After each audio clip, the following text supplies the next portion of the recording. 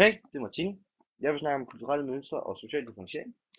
Jeg har valgt som underemne ulighed, godt eller ondt, hvilket jeg vil snakke om ulighed kan være godt eller dårligt for et samfund.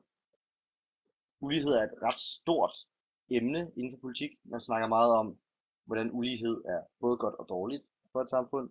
Vi har den liberale fløj, som gerne vil have stor ulighed, men det er godt for samfund, og vi har den socialistiske fond, som gerne vil have mindre ulighed i Danmark. En problemformulering er således: under hvilke forhold er ulighed positivt, og hvilke er negativt for et samfund? Altså, under hvilke forhold vil ulighed have en positiv udvikling for samfundet, og i hvilke forhold vil det have en negativ udvikling? Problemstilling. Hvad betyder det at være relativt fattig? Hvad er levevilkårene for en relativt fattig i Danmark? Hvordan viser disse tal effekten af ulighed i et land? Hvordan kan levevilkår måles ud fra ulighed? Og hvordan kan det forklare begrebet ulighed? Hvordan skal man håndtere ulighed så til sidst?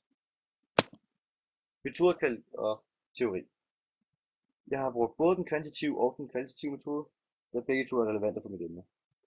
Den kvantitative metode vil give et overblik over, hvordan det står til i det land, jeg har valgt at undersøge, Danmark. Hvordan det står til, og hvordan folk overordnet set befinder sig rundt om i samfundet. Det giver mig nogle hårde data, som jeg kan bruge til at sammenligne med andre teorier og andre påstande. Derefter vil jeg bruge den kvalitative metode til at se på, hvordan folk under de her forhold har det, som jeg har fundet frem til en kvantitativ metode. Og dermed kunne danne mig et billede af, hvor fattige folk egentlig er, ud fra den kvantitative metode. Jeg har valgt at bruge 4 kilder. 3 af dem er fra de bilag, du har sendt til os. Den første kilde er andet bilag, du har sendt til os, skrevet af Peter, som er debatindlæg til Berlingske Tidende, hvor i han snakker om, at ordet ulighed har fået sig en hel masse negative konnotationer, og hvordan det påvirker debatten.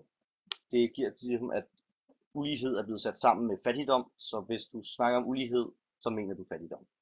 Han snakker om, hvilke negative påvirkninger det har på samfundet, og hvordan det ødelægger den frie debat.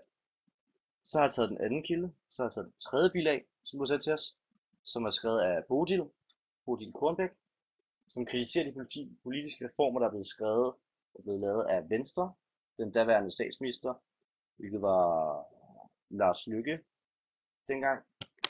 Hvilke reformer han har lavet, og hvordan de så har påvirket uligheden, og hun mener så skabt en stigende fattigdom.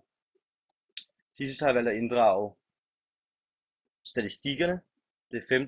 bilag, som du har selv sendt os, da den viser meget godt stigningen i relativt fattige i Danmark. Som 4. kilde har jeg data over statsminister i Danmark, hvor jeg kan finde ud af, hvilke reformer og hvilke statsminister der har været i Danmark under de tidsperioder, hvor i er vores materiale blevet indsendt eller skrevet. Okay. I den her sag, der er ligesom 2 sider. Der er den liberale holdning, og der er den socialistiske holdning. Den liberale holdning mener, at ulighed er godt for et samfund. Det skaber motivation blandt borgerne, og skaber en dynamisk fremgang i samfundet. Ulighed vil gøre sådan, så den enkelte person, individet, vil have mulighed for at kunne klare sig meget bedre, og dermed arbejde mere. Den socialistiske holdning, derimod, mener, at ulighed det udelukker folk fra samfundet, og gør sådan, så folk vil være mere fattige i den ene ende af samfundet, mens den anden ende af samfundet vil have det bedre og bedre, og sidde på alle goderne. Jeg har valgt at gøre ligesom Peter i hans artikel, og inddrage 2 individer, som lever i det her samfund i Danmark. A og B, altså Anders og Boris. I mit første eksempel, så vil jeg sige, at Anders og Boris, de tjener 100 kroner om måneden. Det er ikke særlig meget, men i det her samfund, gamle Danmark, der er 100 kroner meget. Der vil så ske en ulighed. Anders vil få en lønforholdelse på 100 kroner, mens Boris vil få en lønforholdelse på 50 kroner. Der er altså skabt en ulighed. Det her det vil jeg kalde en positiv ulighed.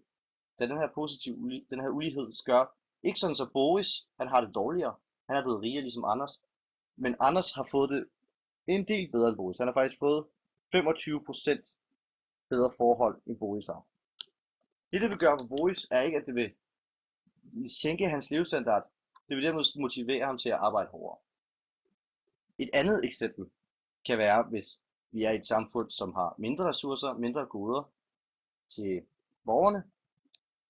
Og dermed så hvis Anders han skal have en lønforhøjelse, han skal have den her lønforhøjelse på 100 kroner, vil det gå ud over Boris, da der ikke er ressourcer nok til både Anders og Boris. Anders han er så født med gode kontakter, så han er lidt mere værd end Boris. Og dermed får han den over Boris. Så Boris mister rent faktisk den her lønforhøjelse, og hans levestandard vil blive sænket, da Anders' den skal stige. Den her ulighed, vil jeg kalde den negativ ulighed, da den gør, at der kommer flere fattige i samfundet. Konklusion. Ulighed som godt og ulighed som ondt. Det er to vidt forskellige ting. Ulighed kan være ondt, hvis der i samfundet ikke er mulighed for, at alle vil kunne komme op på det niveau som elite. Hvis alle ikke har samme mulighed fra starten af, hvis der er en meget kraftig social arv, så i at folk, der er rige, vil fortsat blive rige på tværs af generationerne. Det vil så skabe en ond spiral, som bliver ved med at sørge for, at det er en lille elite, der sidder på pengene. Og uligheden her vil være et basis for, at den her udvikling sker. 2, hvis der skabes en større ulighed, forværrer situationen. Ulighed kan derimod også godt være godt, hvis alle har den samme mulighed for uddannelse, som for eksempel i Danmark. At alle har muligheden for at komme op blandt eliten, og dermed kunne forbedre deres levevilkår. Hvis den sociale arv ikke er til stede i det her samfund, vil de her ressourcer og goder, der er rundt om i landet, blive fordelt mellem befolkningen.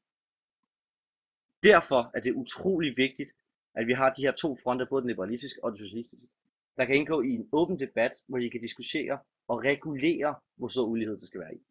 Fordi man skal have en dynamik i samfundet.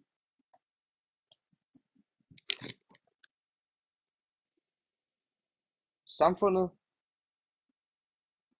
skal kunne reguleres, uligheden i samfundet skal kunne reguleres efter for, hvad der er behov for. Hvis der er en åben debat, så vil borgerne kunne stemme på den person, som står for det, de ønsker at opnå i samfundet. Hvis der er høj ulighed i samfundet, negativ ulighed, altså at der er stor social arv, vil borgerne nok stemme på de socialistiske partier, hvilket vil løse det her problem. Derfor er det et stort problem, at borgere og politikere ser ulighed som noget negativt. Ulighed er relativt. Hvis det er et samfund, hvor det er alle har lige mulighed for at komme op blandt eliten, er ulighed godt. Det vil motivere borgerne til at gøre det bedre og skabe en dynamik i samfundet. Derimod, hvis der ikke er lige muligheder i samfundet, vil det nedbryde borgernes motivation og sørge for, at eliten kan sidde på magten i en højere grad.